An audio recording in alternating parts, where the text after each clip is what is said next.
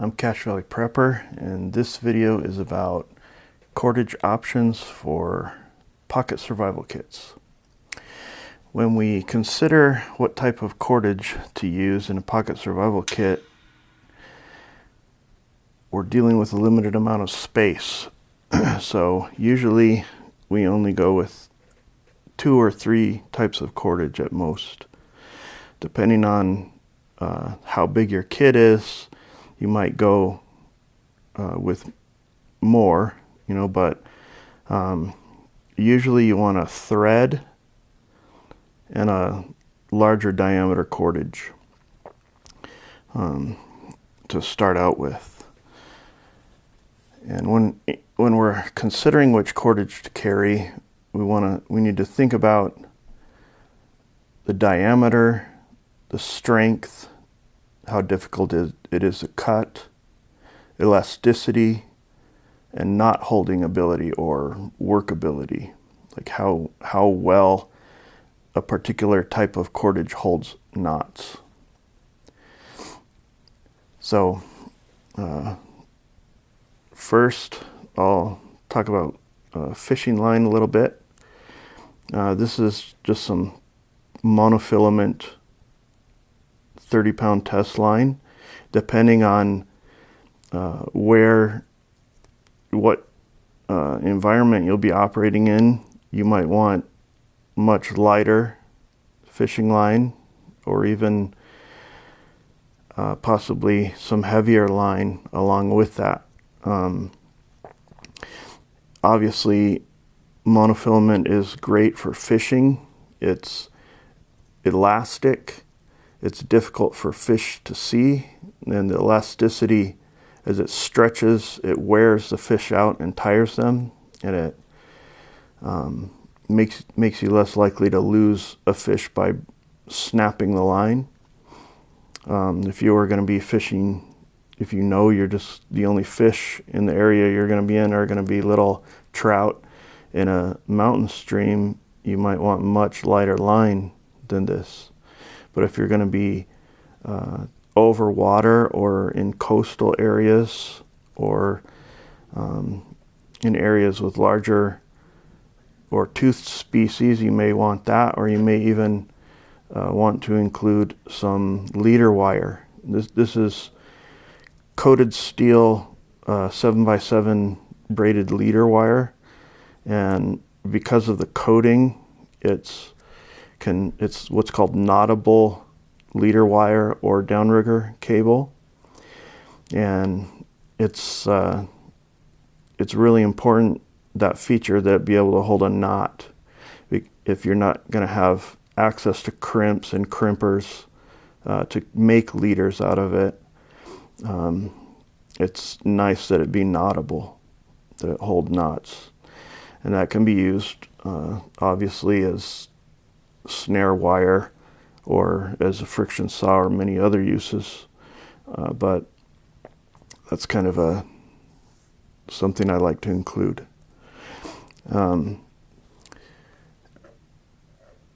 With fishing line, lots of times you'll just use a leader. Like if you were fishing for species that aren't toothed, you might use a monofilament leader because it's harder to see. But if you're fishing for toothed species or really aggressive game fish and larger fish, for example, Stephen Callahan, in his book Adrift, he spent 76 days adrift in a life raft in the Atlantic, and he mostly subsisted on triggerfish and dorados, and was only able to do that because he on an impulse bought a small spear gun that fit into his abandoned ship bag, and it probably saved his life because he had only had cod line in his abandoned ship bag, which is pretty tough, but the dorados bit right through it. So he kind of bemoaned the fact that he hadn't included wire of some sort, whether it was leader wire or something else. And as a funny note, he was talking with some 11-year-old kid about the experience, and the kid said, well, didn't the life raft have a strobe on top? And he's like, yeah, it did. Well, wasn't there a wire running from the battery to the strobe? And so he realized that he had some wire on his raft that he hadn't been aware of, and this little kid pointed it out after the fact. But that, which is very, very typical of survival ordeals, actually, because it's hard to think outside the box when you're cold and hungry and have saltwater sores and are injured and you're thirsty and just all the fear, just everything. You're never thinking it 100%. So moving on to different types of line, you might use a thicker or stronger line as a hand line, and then use your a lighter leader line that the fish won't see as easily.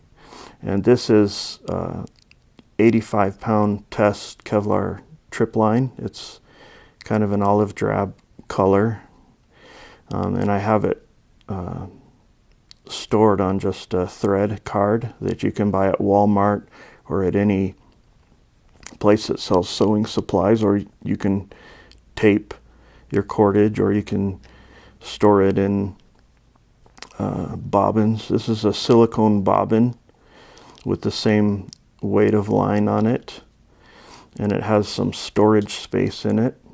So I have here some fish hooks and some dehydrated scented bait from the old military speed hook snares, and some glow-in-the-dark small and micro jigs, and some split shot sinkers and a fly and a very small marabou jig.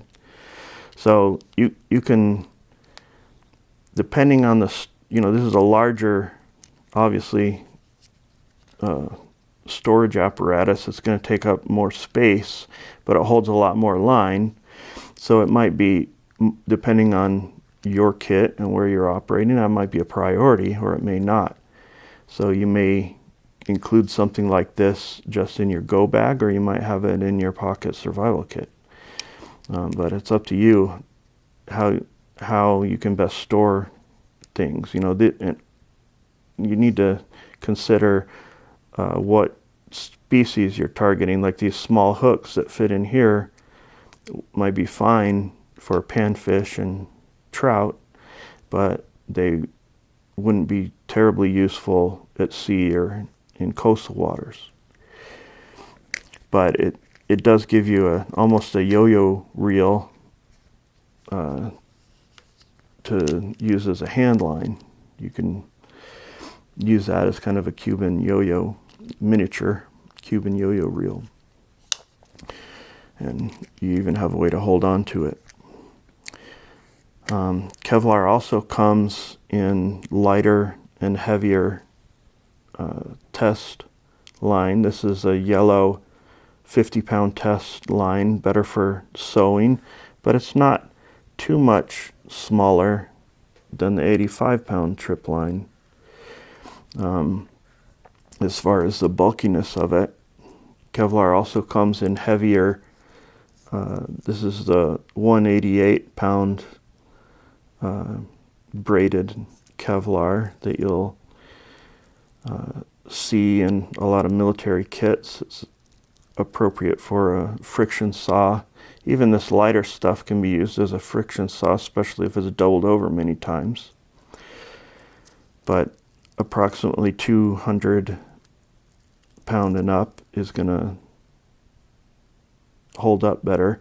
Kevlar's highly heat resistant and abrasion resistant, as is Technora. This is 200-pound braided Technora line. And of course you could store any of these in a silicone bobbin or in a card as you saw fit. One thing about these braided lines is you can separate out the individual threads. If you needed a smaller thread, you could unravel the line and get smaller threads to sew with. Or if you needed to snare very small animals with a heavier line, or fish for bait fish, braided lines can be adapted somewhat.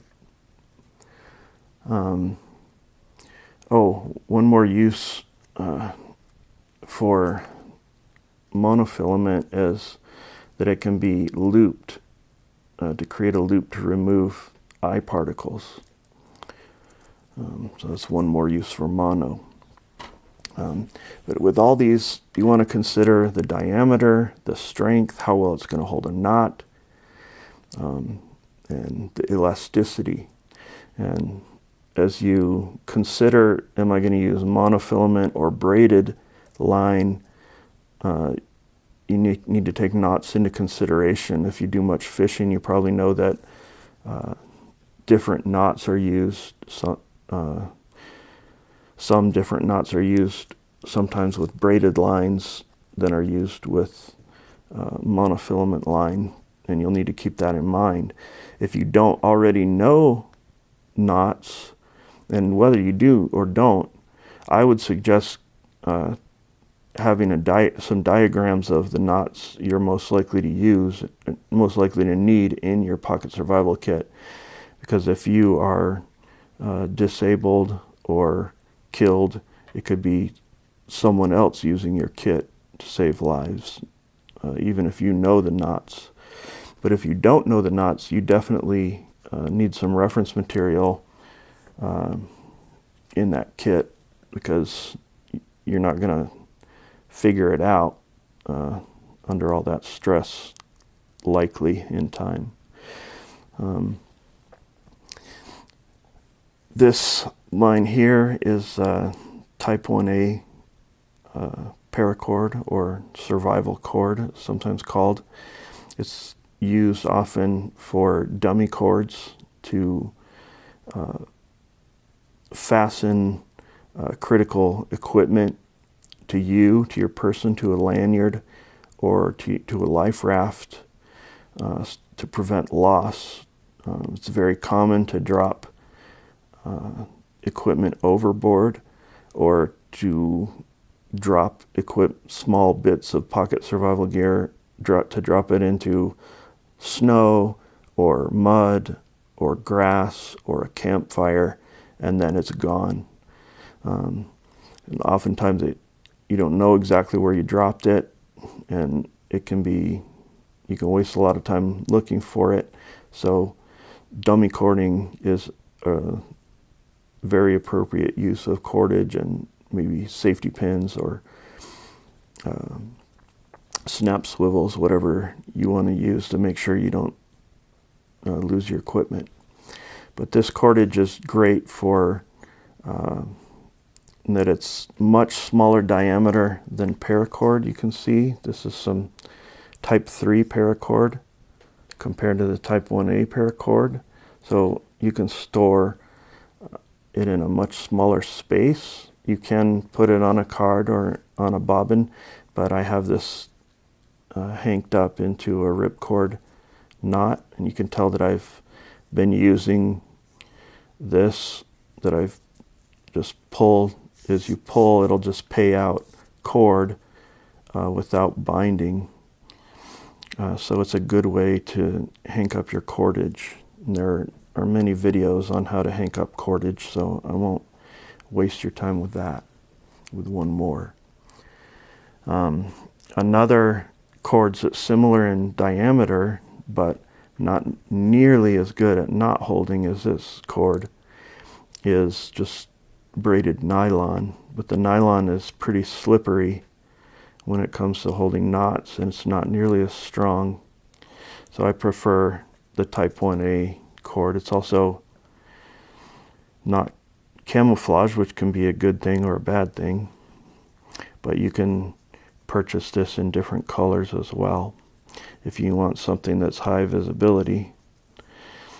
But the smaller the diameter, the cordage, obviously the more you're going to be able to store in a given space. We talked a little bit about Technora and Kevlar. They're pretty much interchangeable. They're good as a spear tether for a spear gun, or for a bank line, or for a spear tether for fling spear. So bank lines, trot lines, or heavier snares for larger animals, or friction saws, or shelter lines. It's not going to hold knots as well as this